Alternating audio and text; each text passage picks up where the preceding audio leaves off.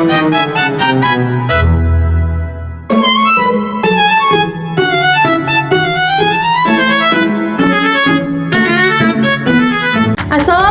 warahmatullahi wabarakatuh. Hai semuanya, kembali lagi bersama saya Clara Melaya Pratama MPM 2423186.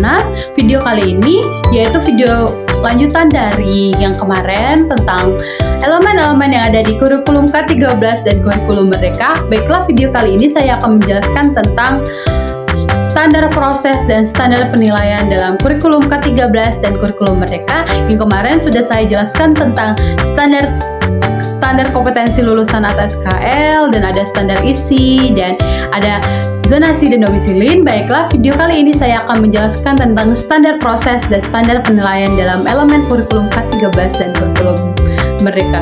Baiklah, materi yang pertama yaitu ada standar proses. Nah, di sini saya akan menjelaskan tentang standar proses dalam kurikulum K13. Apa aja sih standar proses dalam K13?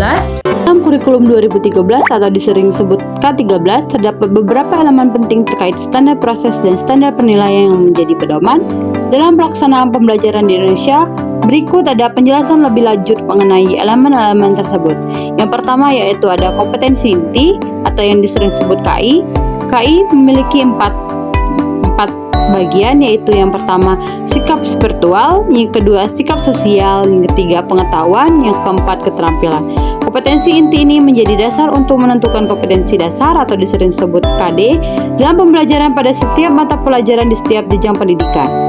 Yang kedua yaitu kompetensi dasar atau KD, merupakan penjabaran dan kompetensi inti yang harus dikuasai oleh siswa pada setiap jenjang pendidikan dan mata pelajaran. Yang ketiga yaitu mata pembelajaran, isi atau bahan yang dipelajari oleh siswa untuk mencapai kompetensi dasar dan kompetensi inti. Yang keempat, ada kegiatan pembelajaran, merupakan langkah-langkah atau metode yang digunakan oleh guru untuk melaksanakan pembelajaran yang berfokus pada pencapaian tujuan yang telah diterapkan.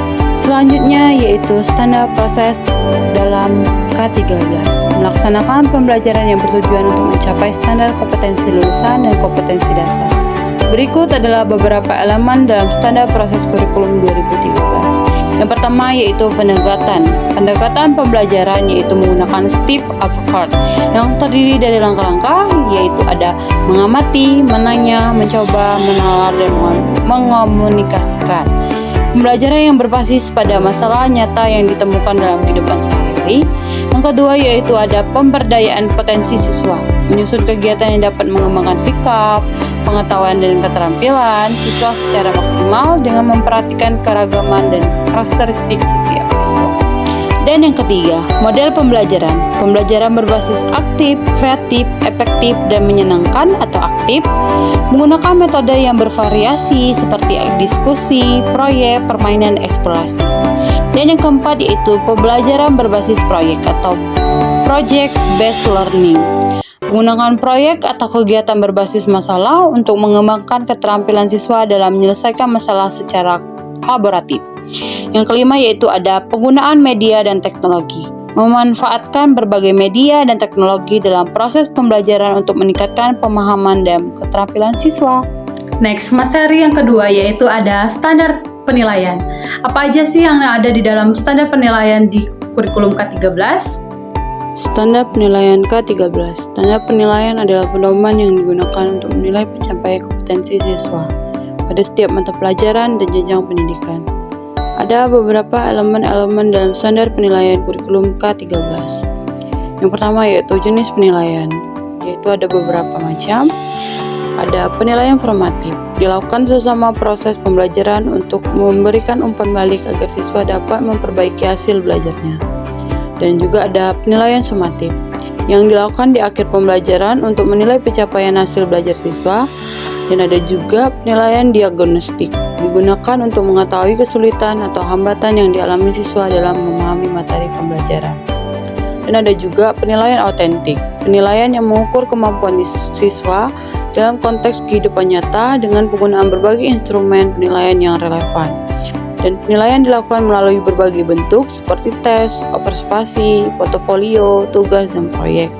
Dan ada juga penilaian berbasis keterampilan, menggunakan pendekatan yang tidak hanya berfokus pada hasil tes atau ujian, tetapi juga pada keterampilan yang dimiliki siswa, seperti kemampuan berpikir kritis, kreativitas, dan keterampilan sosial. Nah, dan juga ada tentang standar proses dan standar penilaian di kurikulum Merdeka. Apa aja sih dalam standar penilaian dan standar proses dalam kurikulum Merdeka? Yang pertama saya akan menjelaskan tentang materi standar proses. Standar proses dalam kurikulum Merdeka. Apa aja sih standar proses dalam kurikulum Merdeka? Kurikulum Merdeka adalah kurikulum yang dikembangkan oleh Komponen Pendidikan Kebudayaan Riset dan Teknologi Indonesia untuk memberikan fleksibilitas bagi suatu pendidikan dalam mengelola pembelajaran. Tujuannya adalah untuk memberikan kebebasan bagi peserta didik untuk belajar secara mandiri, sesuai dengan potensi dan minat mereka. Dan ada beberapa standar proses dalam kurikulum Merdeka, berfokus pada cara guru mengelola pembelajaran agar peserta didik dapat belajar secara optimal. Ada beberapa elemen utama dari standar proses ini. Yang pertama yaitu pendekatan yang berpusat pada peserta didik. Pembelajaran harus mengutamakan kebutuhan, minat, dan kemampuan peserta didik.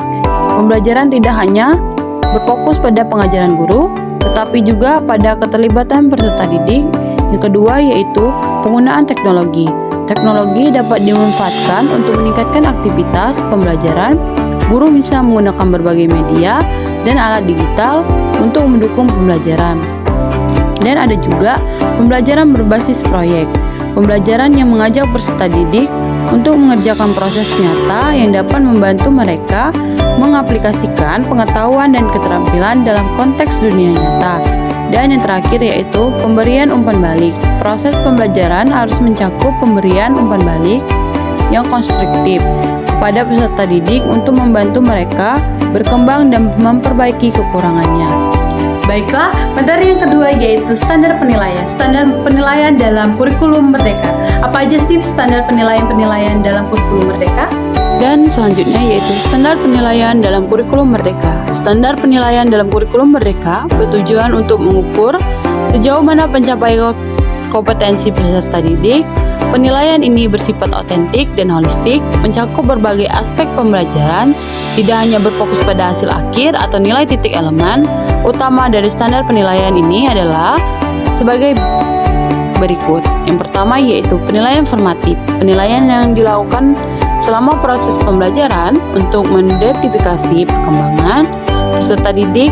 Titik ini bisa berupa tugas harian, kuis, atau aktivitas yang memberi gambaran mengenai pemahaman peserta didik. Yang kedua yaitu penilaian sumatif. Penilaian yang dilakukan di akhir pembelajaran untuk mengevaluasi pencapaian peserta didik terhadap kompetensi yang ditentukan. Titik biasanya berupa ujian atau proyek akhir. Dan selanjutnya yaitu penilaian berbasis kinerja. Penilaian ini mengukur kemampuan peserta didik dalam melakukan tugas atau kegiatan yang sesuai dengan standar kompetensi yang telah ditetapkan. Kurikulum Merdeka mengedepankan prinsip kebebasan untuk belajar, tetapi tetap mengutamakan kualitas pembelajaran yang memadai dan evaluasi yang adil serta menyeluruh. Nah, itu saja materi yang dapat saya sampaikan video kali ini ya. Tunggu video-video berikutnya dalam materi telaah kurikulum. Baiklah, itulah yang dapat saya sampaikan. Semoga materi ini bermanfaat bagi teman-teman yang telah menyimak dan memahami materi-materi dari elemen-elemen kurikulum K13 dan kurikulum Merdeka. Semoga materi yang saya sampaikan dapat menambah wawasan teman-teman agar dapat mengetahui tentang telaah kurikulum yang ada. Yang pertama ada perkembangan, pengembangan, dan ini ada elemen-elemen. Semoga materi yang selama ini saya sampaikan bermanfaat bagi teman-teman yang sudah menonton dan menyimak tentang materi yang saya sampaikan. Itulah yang dapat saya sampaikan. Jika ada kekurangan saya mohon maaf, pada kesalahan kata saya mohon maaf, pada Allah saya mohon ampun. Baiklah, wabillahi walhidayah. Wassalamualaikum warahmatullahi wabarakatuh. Bye-bye semuanya. Sampai jumpa di video berikutnya ya. Jangan lupa like, comment, and subscribe YouTube channel ini ya. Bye-bye.